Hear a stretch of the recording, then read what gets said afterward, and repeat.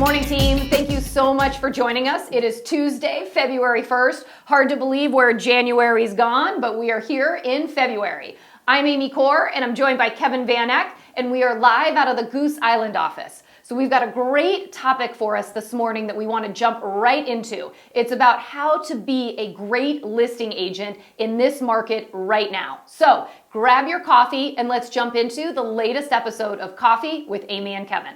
Yes, like Amy said, thank you so much for joining us. And the last couple of weeks, we've talked about how to capture business in a market with velocity and a low inventory market like what we're seeing. Today, like Amy said, we're talking about how to be a great listing agent. We're talking about how to work with clients and listings in a way that not only benefits your listings, but also makes sure that you maintain relationships and a good reputation within the market.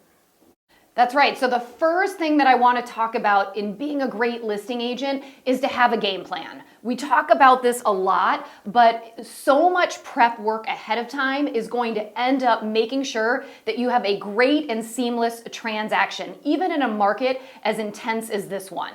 So the first thing that I want you to think about in having a game plan is making sure that you are talking to your seller about all of the options and everything that might happen when they get their home listed. And the first thing that you want to think about talking with them about, and this has been a big topic in this current market, is whether or not they want to be in the PLN, whether they want to be a pocket listing, or whether they want to go into the MLS. So there's three options there, right? And for some sellers, they actually hit all three. Sometimes they start out as a pocket listing for the first week to create some immediate exposure and see what the interest is going to be until they're ready to have pictures and kind of take that next step. Then oftentimes an agent will put the listing into the PLN, maybe create a little bit more exposure, but let's face it, the largest and greatest amount of exposure a listing can get is on the MLS. That allows every aspect of being able to be out on multiple sites and making sure that all eyeballs are on there. So the thing that's really important is you need to talk with your seller in advance about the pros and cons of whether you're just a pocket or whether you are just in the PLN, or whether you should go to the MLS. Now, the thing that we want to think about is that sometimes there is reason why a seller may not necessarily want to go to the MLS. And that's where we want to talk about it ahead of time as a listing agent so that we're on the same page with our sellers in regards to a strategy. The other thing that we want to talk about ahead of time is what's most important to the seller. Before you get 5 or 10 offers, before you're in a situation where you've got to negotiate with buyers, it's really important to understand what is going to be the most important thing for a seller in this market. We assume that it's going to be price, but that is not always the case. You might have a seller that really needs to coordinate a closing time frame. So while price might be important, that closing date could be more critical for them. Or you could have a seller that maybe just doesn't want to deal with some of the deferred maintenance that they know that they've got in their house. And so they really want to make sure that they can get something that would be an as-is contract, even if maybe they don't get top dollar. So these are some things that are really important to understand ahead of time so that when buyers come into play, you know how to make sure you create success for the seller by getting the best offer. And then the last thing that I want to talk to you about is recognizing that what's going on right now is very hyper-local, market to market. And while we're kind of focused on the markets that we are seeing that are moving quickly, that are getting multiple offers, that some properties maybe are not even getting to the full-blown MLS, that is happening, but not in every market. We are seeing certain suburbs and certain pockets of the city that may not be getting these multiple offers, that are not getting out of the gates all of this activity. So we need to make sure that we are really setting our sellers' expectations, because those sellers in maybe those slightly softer markets, they're seeing all of the frenzy in the media and in the news. So all of a sudden, when they're not getting the same traction as they're seeing in news articles, they're getting frustrated. So can't be more important enough that we set those expectations, show them what's going on in their hyper-local market so that you come out of the gates and you can create success for your seller, no matter whether the market is super fast, medium, or maybe even a little bit slow. Yeah, the planning is so important, but it's only half the battle, right? you have to take action, like with anything. So Amy talked about creating exposure, and the exposure may vary based on your market, right? The private listing network, the PLN, you may have it, you may not. Each market has different rules for when properties have to go into the MLS. So make sure you understand what those rules are when creating exposure. So doing the work with the exposure, but doing the work also once you start receiving offers. And you can anticipate what the traffic is going to be. You already know based on other properties or listings that you've had.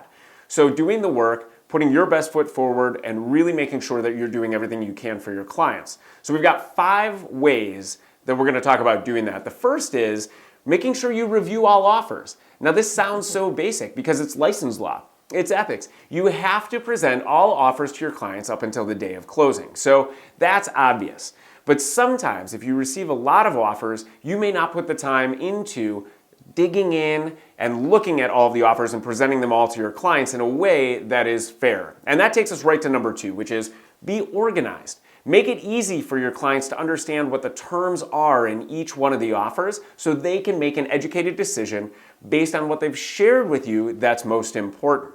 So going back, number 1, make sure that you review all offers. Number 2, make sure that when you're presenting, the offers are all organized and you're presenting in a clear and transparent way. So then number 3 is making sure you set timelines with your clients in advance.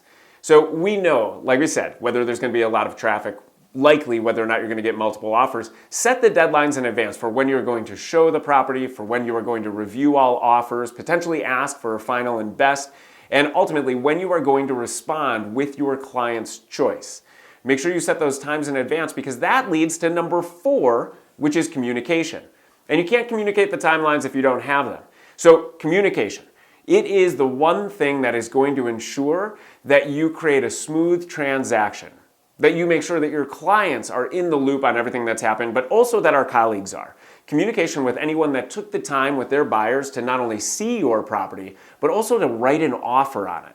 That takes effort. And the last piece. Yes, we're doing everything we can to support our clients. We need to make sure that we are doing everything in their best interest, but we also want to make sure that we maintain relationships. Communicating with other agents in a transparent way is going to maintain relationships long term and allow you to create success for clients in the future.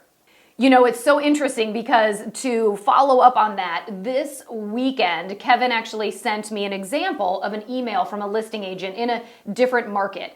But it was a really amazing communication that this list agent sent out to all of the buyer's agents whose clients did not get the property. They were not the winning bid. And keep in mind that this listing agent received 155 offers. That's right, 155. So those were a lot of offers that he or she had to go through with their client, but then also to go back and respond to all the buyer's agents who didn't get it. We've included it as an example for you to take a look at as part of this email with coffee. Check it out. The communication was really spot on. And I think it just, you know, as sad as it probably was as a buyer's agent to not win, I feel like it was crystal clear as to why they went forward with a winning bid. So on that note, I want to talk about number 3, which is not jumping to conclusions. And this is as a list agent, but also as a buyer's agent. We went back to the idea that a listing agent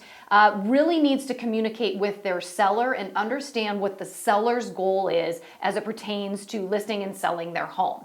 And it is not always the seller's goal to put the property on the MLS. I know personally, I've talked to certain agents in this market that have clients who for one reason or another didn't necessarily want to put their listing on the MLS. They wanted to keep it as either a pocket listing or maybe just to keep it on the private listing network in Chicagoland. There's oftentimes reasons for that. And we have to remember, who are we making sure that we do the best job for? It's our clients. So that's those sellers that are out there, right? And oftentimes also our buyers. So as a buyer's agent, remember, don't jump to conclusions. But on the flip side, as a listing agent, make sure to communicate. If a buyer's agent does reach out and wants to understand maybe why the property wasn't available on the MLS, while you can't share confidential information, try to be as transparent and collaborative as you can, because you know what it's like when you are working with a buyer in a market like this right now, when there's not a lot of inventory and our clients are getting frustrated. So bottom line, let's communicate communicate, but let's also be collaborative. We can do this and we can be effective together. We definitely can. And so thank you so much for watching. What we'd love for you to do is two things, really. First, in the comments or emailing coffee@atproperties.com. That's coffee@atproperties.com. Let us know some great tips that you have that maybe you want to share with others when it comes to being a listing agent in this market. And number two, if there are topics you'd like to hear us talk about or questions you have, send those as well. Coffee@atproperties.com or in the comments below the video on YouTube. That's right. And until then, make it a great Tuesday. Thank you so much for joining us. We'll see you next week. And until then, you've got this.